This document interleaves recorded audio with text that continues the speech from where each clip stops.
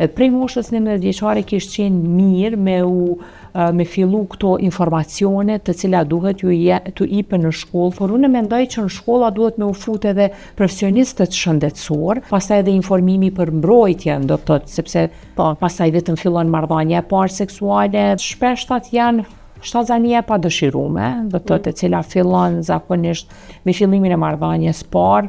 Si duhen më përdorë dhe kur duhen më përdorë, sa shpesh mund dhe tjera. Miteve që përmende është edhe përdorimi i kontraceptivëve. Nuk është mirë me përdor kontraceptiv se ka me pas problem me met shtatzanin të ardhmen. Jo. Sa din të shta me menaxhu atë kohë, se normalisht që indikon edhe emocionalisht. Ka vajza që i shoh që në çdo të dytën marrëdhënie të pambrojtur e përdorin. Sëmundjet seksualisht transmetueshme fatkeqësisht janë mjaft të shpeshta sot në rinin tonë.